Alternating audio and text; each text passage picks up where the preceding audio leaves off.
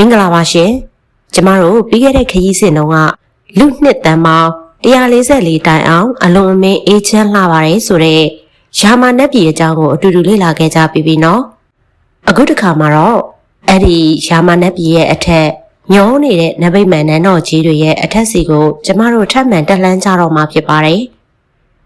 အဲ့ဒီနေရာမှာတော့အခြားသောနတ်ဘုံအားလုံးနဲ့လုံးဝမတူပဲထူးခြားဆန်းပြလာတဲ့နတ်ဘုံတစ်ခုရှိနေပါရဲ့ရှင်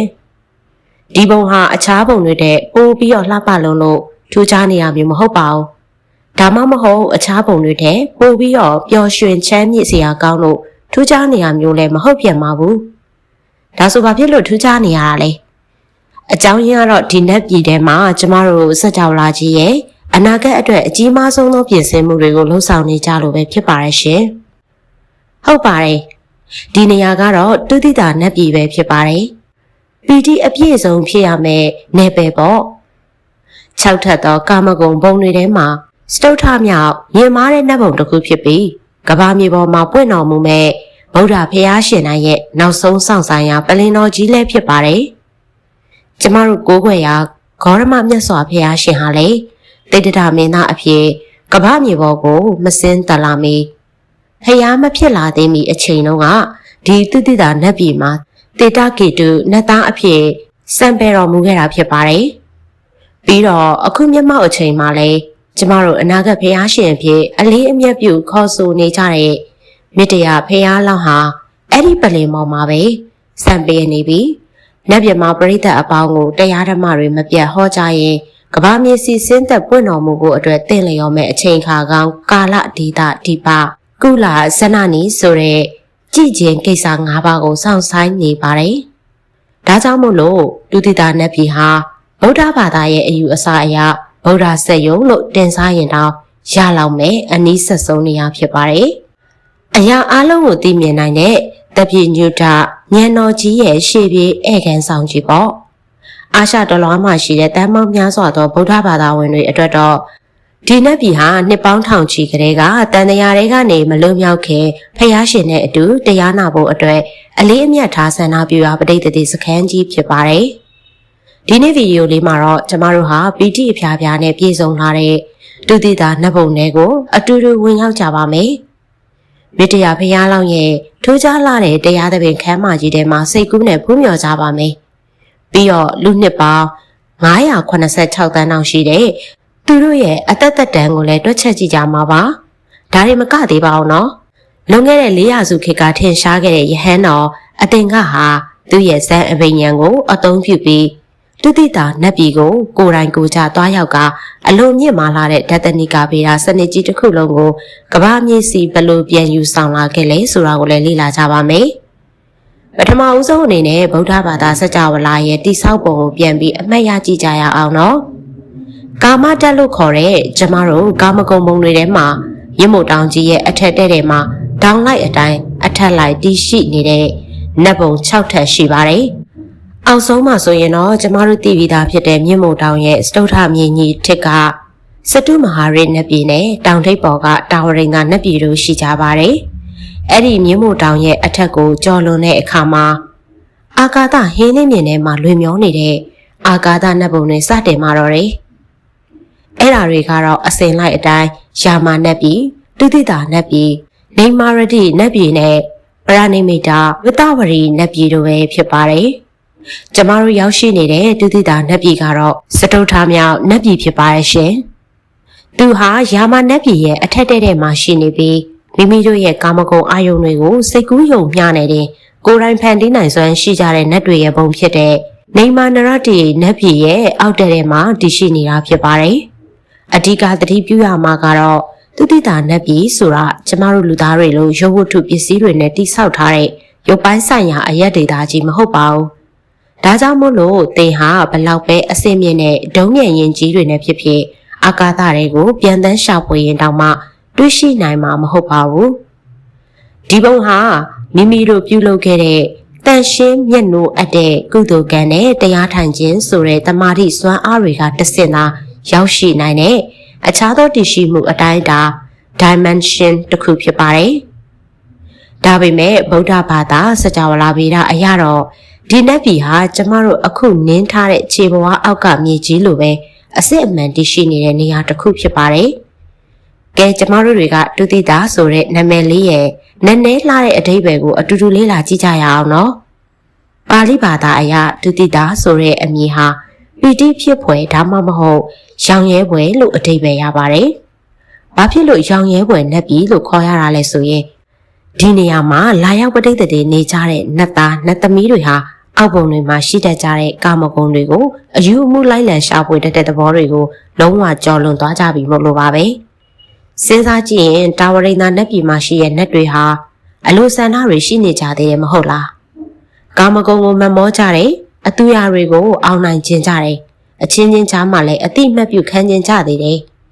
အဲ့ဒီနောက်ယာမနတ်ပြည်ကိုရောက်တဲ့အခါမှာတော့တဏှာတွေဟာတဖြည်းဖြည်းငြိမ်းအေးသွားခဲ့ပါပြီဒါပေမဲ့အခုကျမတို့ပြောနေတဲ့တုတိတာနတ်ပြည်မှာတော့အဲ့ဒီတဏှာအာယုံတွေဟာရောင်ရဲတင်းနေခြင်းအဖြစ်သို့လုံးဝအသွင်ပြောင်းလဲသွားခဲ့ပြီဖြစ်ပါတယ်ဒါကြောင့်မို့လို့တုတိတာနတ်ပြည်ကနတ်တွေဟာကာမဂုဏ်အာယုံတွေကိုလိုက်လံမစားသုံးမလိုက်စားကြတော့ပါဘူးသူတို့ဟာရိုးရိုးရှင်းရှင်းလေးနဲ့စိတ်ရဲ့အပူကင်းတဲ့ပီတိကိုပဲခံစားနေကြတာပါသူတို့ခံစားတဲ့ပီတိဟာလည်းစိတ်လှုပ်ရှားပြီးအယူအမှုဖြစ်တဲ့ပီတိမျိုးမဟုတ်ပါဘူးအလုံးကိုနှက်ဆိုင်နေတည်ငြိမ်နေပြီးတော့တောက်ပဝင်းလည်လာပါတယ်ဒါကြောင့်ပဲဗုဒ္ဓကျမ်းဂန်တွေထဲမှာသူတို့ကိုပီတိဉာဏ်တွေနဲ့ပြည့်စုံနေကြသူများလို့အမွှန်းတင်ဖော်ပြထားကြတာဖြစ်ပါတယ်ဒီလိုမျိုးရောင်ရဲခြင်းသဘောတဘာဝဟာစတုထမြောက်ဖြစ်တဲ့ဒုတိတာနတ်ပြည်ရဲ့ပင်ကိုထူးခြားချက်ပဲဖြစ်ပြီးတော့ဒီဘုံကနတ်တွေမှာရုပ်ခန္ဓာကိုရှိနေသေးတဲ့အမြင့်မားဆုံးသောဘုံတွေတဲကတစ်ခုလည်းဖြစ်ပါတယ်ဒုတိတာထဲမြင့်တဲ့အထက်ဘုံတွေမှာဆိုရင်ရုပ်ခန္ဓာတွေဟာပိုပြီးတော့စိတ်ကူးဆန်ပြီးတိမ်မွေ့သွားကြပါပြီဒါကြောင့်ဒုတိတာနတ်ပြည်ဟာအချင်းချင်းမှတ်မိသိရှိနိုင်ဖို့အတွက်ပုံသဏ္ဍာန်ရုပ်ခန္ဓာကိုလုံလောက်စွာထိမ့်သိမ်းထားနိုင်တယ်လို့ပျော်ရွှင်ချမ်းမြေ့ဖို့အတွက်လည်းကောင်းမွန်တဲ့ပီတိတွေရှိနေပါတယ်ပြီးတော့အဓိကအကျဆုံးကတော့ဝိညာဉ်ရေးရာတိုးတက်ဖို့နဲ့တရားဓမ္မတွေနားလည်နိုင်ဖို့အတွက်မြင့်မြတ်တဲ့ပညာဉာဏ်ကိုပါကောင်းကောင်းကြီးထိမ့်သိမ်းတည်ဆောက်ထားနိုင်တဲ့ဘုံဗိမာန်ကြီးဖြစ်ပါတယ်။ကဲနောက်ထပ်စိတ်ဝင်စားစရာအချက်ကတော့ဒုတိယနတ်ပြည်မှာအုပ်စိုးရှင်မင်းနှစ်ပါးရှိနေရပဲဖြစ်ပါတယ်။ပထမဦးစွာဒုတိယနတ်ပြည်ကိုတရားဝင်အုပ်ချုပ်တဲ့နတ်မင်းကြီးကိုတော့တန်တုတိတနတ်မင်းလို့ခေါ်ဆိုပါရရှင်။သူဟာတာမန်နတ်မင်းမဟုတ်ပါဘူး။သူဟာသောတာပန်အင်္ဂါနဲ့ပြည့်စုံတဲ့အရိယာသူတော်စင်ကြီးဖြစ်ပါတယ်။တပိညုတဉာဏ်တော်ရဲ့လမ်းစားစီကိုဝင်ရောက်နေပြီဖြစ်လို့ဘယ်တော့မှအပယ်လေးပုံနဲ့အောက်ပုံတွေမှာပဋိသန္ဓေပြန်မနေတော့မဲ့မြင့်မြတ်သူပေါ့သူဟာတုတိတာနတ်ပြည်မှာရှိတဲ့အခြားနတ်တွေအားလုံးနဲ့အစင်းလှခြင်းအသက်ရှည်ခြင်းအယောင်အဝါတောက်ပခြင်းကြက်တရေရှိခြင်းစတဲ့ဂုဏ်တော်10ပါးစလုံးနဲ့တာလွန်တင့်နေနေတဲ့နတ်မင်းကြီးဖြစ်ပါတယ်ဒါပေမဲ့ဒီတန်တုတိတာနတ်မင်းကြီးဟာဒီနတ်ပြည်ရဲ့အဓိကအကြဆုံးပုဂ္ဂိုလ်တော့မဟုတ်သေးပါဘူးတရားဓမ္မရှုထောင့်ကနေကြည့်မယ်ဆိုရင်တော့ဒုတိယနတ်ပြည်ရဲ့စစ်မှန်တဲ့အုပ်စိုးရှင်ဟာမေတ္တာပဲဖြစ်ပါတယ်သူကတော့ကျမတို့စัจ java ကြီးရဲ့နောက်ထပ်ပွင့်တော်မူမဲ့အနာဂတ်မြတ်စွာဘုရားရှင်ဖြစ်လာမဲ့ဘုရားလောင်းကြီးပေါ့ကျမတို့ရဲ့ဂေါရမမြတ်စွာဘုရားရှင်ဟာအတိတ်တုန်းကဒုတိယနတ်ပြည်မှာဒေတာကေတုဘုရားလောင်းအဖြစ်နဲ့သူ့ရဲ့နောက်ဆုံးနတ်သက်ကိုစံပယ်ခဲ့စဉ်အခါကလူပြည်လောကကိုဆင်းသက်မပွင့်မြန်းမီအချိန်မှာဒီမေတ္တာဘုရားလောင်းကိုသူ့ရဲ့ဓမ္မရာဇာစက္ကန့်သူအဖြစ်တရားဝင်လွှဲအပ်ချီးမြှင့်တော်မူခဲ့တာဖြစ်ပါတယ်အားလုံးပဲကြီးကျယ်ခမ်းနားလာတဲ့နတ်ပလင်တော်ကြီးတစ်ခုကိုစိတ်ကူးထဲမှာမြင်အောင်ကြည့်လိုက်ပါဦးကဘာဦးအချိန်ကာလများစွာကလေးကဒီပလင်တော်ကြီးပေါ်မှာနောက်လာမဲ့ဘုရားရှင်ဖြစ်လာမဲ့ဘောရိတ္တတွေဟာအစဉ်ဆက်ဆံပေတော်မူခဲ့ကြတာဘုရားလောင်းတစ်ပါးဟာသူ့ရဲ့နောက်ဆုံးလူဘဝပဋိသန္ဓေယူဖို့အတွက်လူပြည်ကိုဆင်းသက်ထွက်ခွာသွားတဲ့အခါတိုင်းမှာသူ့ရဲ့နောက်ထပ်ဆက်ခံမဲ့ဘုရားလောင်းကိုပလင်တော်လွှဲအပ်ခဲ့ပါတယ်ဒါကြောင့်မို့လို့ဒီပလင်တော်ကြီးဟာအနာဂတ်ဘုရားရှင်တွေရဲ့မပြတ်မတောက်ပဲအစဉ်အဆက်ဆက်ခံဆံပေရာတန်ရှင်းတဲ့နေရာဖြစ်ခဲ့ပြီးယခုမျက်မှောက်ခေတ်မှာတော့အဲ့ဒီပလင်တော်ကြီးပေါ်မှာမေတ္တာဘုရားလောင်းကဆံပေတော်မူနေတာဖြစ်ပါတယ်ဒီနေရာမှာအားလုံးသိထားရမှာကမေတ္တာဘုရားလောင်းဟာဒုတိယနတ်ပြည်မှာအချိန်တွေကိုရိုးရိုးရှင်းရှင်းကြီးစောင့်ဆိုင်နေုံများတသက်မဟုတ်ပါဘူး သူဟာနတ်ပြမာတွေကိုတက်ကြွစွာနဲ့တရားဓမ္မတွေအမြဲမပြတ်သင်ကြားပို့ချပေးနေတာဖြစ်ပါတယ်။ကျမ်းဂန်တစ်ခုဖြစ်တဲ့ပီတိဖြစ်ပွဲနတ်ပြည်၌မေတ္တာပွားမြင်ခြင်းဆိုင်ရာသုတ်တန်ထဲမှာဆိုရင်မေတ္တာဖရာလောင်းဟာဒုတိယနတ်ပြည်ကနတ်သားနတ်သမီးတွေကိုတရားဓမ္မတွေဘယ်လိုမျိုးကောင်းမွန်စွာ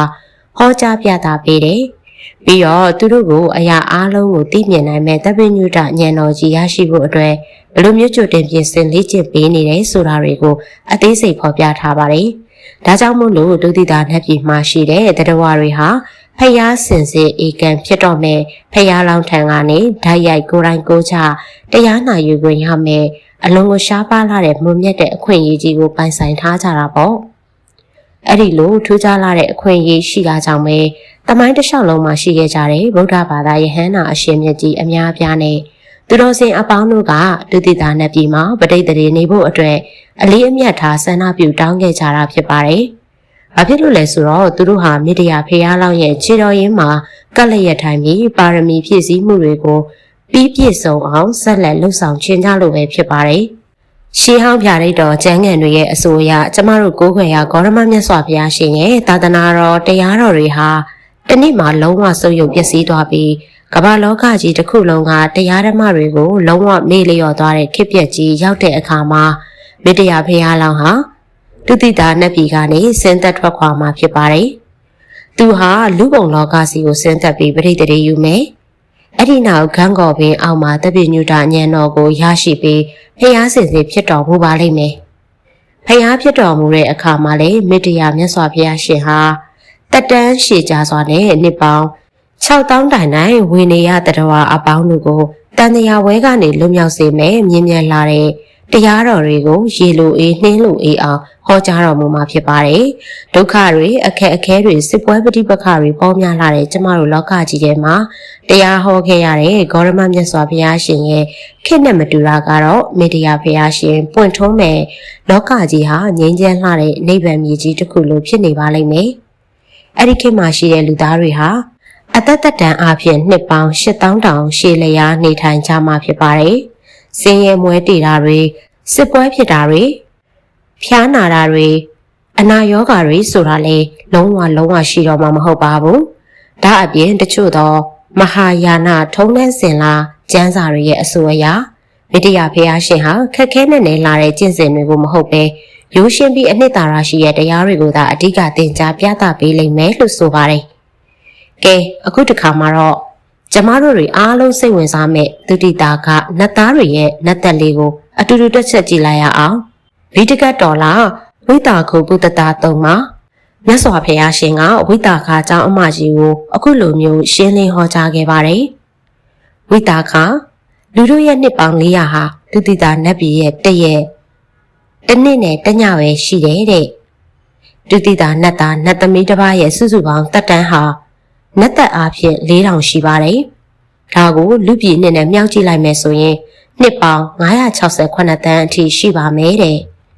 ထေရဝါဒဗုဒ္ဓဘာသာအယူအဆမှာကာမဂုဏ်ဆန္ဒနဲ့ဒေါသမနာလိုခြင်းတန်ရောစင်တွေကိုအတော်အတန်အားနည်းအောင်ကြင်ကြံနိုင်ခဲ့ကြတဲ့တက္ကရာကံအရိယာပုဂ္ဂိုလ်ကြီးတွေဟာဒုတိယနတ်ပြည်မှာလာရောက်ဖွားမြင်လေးရှိရဲ့လို့ဆိုထားပါတယ်။သူတို့ဟာလူပြည်လောကကိုချက်ချင်းပြန်မလာသေးပဲ။နတ်ပြည်မှာ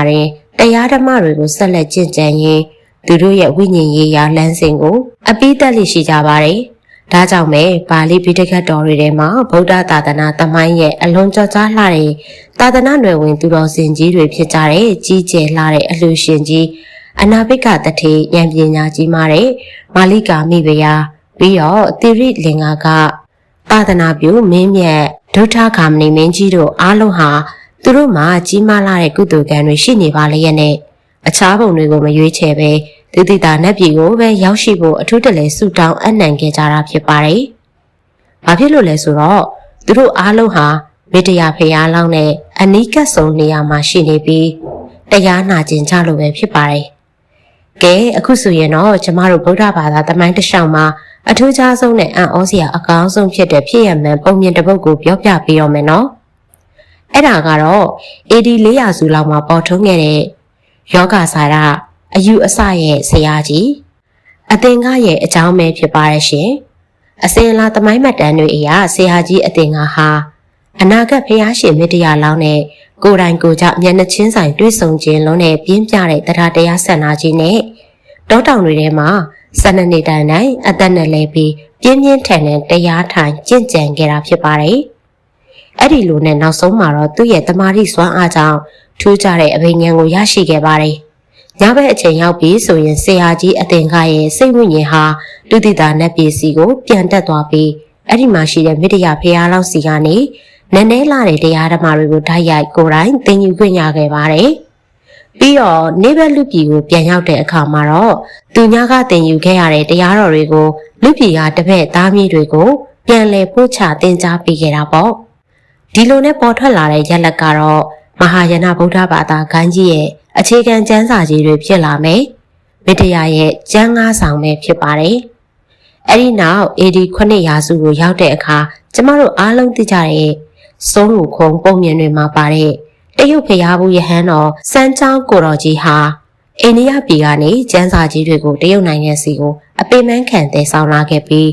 အဲ့ဒီကျမ်းတွေဟာတရုတ်ပြည်ဟာရှောင်းဂိုင်းကြီးရဲ့အဓိကအခြေခံအုတ်မြစ်ကြီးဖြစ်လာခဲ့ပါတယ်။ကျမတို့အခုလေ့လာခဲ့ကြတဲ့သုတိတာနတ်ပြည်ဆိုတာဟာအရင်ဗီဒီယိုတွေမှာလေ့လာဖို့ခဲ့တဲ့ဘယ်နတ်ပြည်နဲ့မှလုံးဝမတူညီပါဘူးနော်။စဉ်းစားကြည့်ရင်အောက်ဘက်မှာရှိတဲ့နတ်ပြည်တွေဖြစ်ကြတဲ့စတုမဟာရိတာဝရိန္ဒနဲ့ရှာမာနတ်ပြည်တို့ဟာအလုံးကိုလှပစမ်းပြကြတာမှန်ပေမဲ့သူတို့ဟာအန်ရရှိလောက်အောင်ကိုစိန်ကြလုံးတတောင့်တတရှိလုံးလာပါတယ်။အဲ့ဒီဘုံတွေမှာရှိတဲ့နတ်တွေဟာလက်စည်းစိမ်တွေကြားထဲမှာတာယာမိန်မောရင်းနဲ့တရားဓမ္မတွေကိုမေ့လျော့သွားတတ်ကြပါတယ်။စည်းစိမ်တွေကြားထဲမှာအချိန်တွေမျောပါသွားရင်နောက်ဆုံးမှာတော့ကောင်းမှုကံကုန်ပြီးအောက်ဘုံတွေကိုပြန်လဲကြဆုံးသွားကြရတာပေါ့။ဒါပေမဲ့ဒုတိယနတ်ပြည်ကတော့အဲ့ဒီလိုအန္တရာယ်မျိုးမရှိပါဘူး။သူဟာကာမဘုံတွေထဲမှာတရားဓမ္မတွေကိုမပြတ်မတောက်စဉ်ဆက်မပြတ်ဟောကြားနိုင်ဝင်ရတဲ့တခုတည်းသောနတ်ပြည်ဖြစ်လိုပါပဲ။ဒါကြောင့်မို့လို့ဒုတိယနတ်ပြည်ဆိုတာတန်တရားထဲမှာတာယာမိန်မောပြီးပိတ်မိသွားစေတဲ့ထောင်ချောက်တစ်ခုမဟုတ်ပါဘူး။သူဟာအစဉ်အတန်းတွေကိုပုံမမြင့်မာအောင်လေ့ကျင့်တိဆောက်ရာအစဉ်မြင့်လေ့ကျင့်ရင်ခွင့်မြင့်ကြီးတာဖြစ်ပါတယ်။ဒါကြောင့်ပဲပါရမီရင့်တန်လာတဲ့ဖရာလောင်းကြီးတွေဟာသူတို့ရဲ့နောက်ဆုံးနောက်ဘဝကိုဒီနေရာမှာပဲလာရောက်ဆံပယ်ဖို့ရွေးချယ်ခဲ့ကြတာပေါ့။သူတို့ဟာနတ်စည်းစိမ်ကာမဂုဏ်တွေကိုမမောတွေ့တာလို့မဟုတ်ပဲလူပြည်လောကစီဆင်းသက်ပြီးနောက်ဆုံးသောလူဘဝပဋိသန္ဓေယူဖို့အတွက်စိတ်ဓာတ်နဲ့ပညာဉာဏ်တွေကိုအကောင်းဆုံးကြိုတင်ပြင်ဆင်မှုနေရာတစ်ခုလိုအပ်လို့ပဲဖြစ်ပါတယ်။နောက်လာမယ့်ဗီဒီယိုအသစ်မှာတော့ကျမတို့ဟာဒုတိယနတ်ပြည်ရဲ့ပုံမှုမြင့်မာတဲ့မိမိတို့ရဲ့စိတ်ကူးစိတ်တမ်းယုံမျှတတ်နဲ့ကိုယ်တိုင်ဖန်တီးနိုင်စွမ်းရှိကြပါတယ်ဆိုတဲ့နေမာနရတီနတ်ပြည်စီကိုတွားရောက်လေ့လာကြမှာဖြစ်ပါတယ်။ဗုဒ္ဓဘာသာစကြာဝဠာရဲ့စံပြလာတဲ့အကြောင်းတွေကိုဆက်လက်လေ့လာခြင်းနဲ့ဆိုရင်တော့ကျမတို့ရဲ့ channel လေးကိုအခုပဲ subscribe လုပ်ထားဖို့မမေ့ပါနဲ့ဦးရှင်။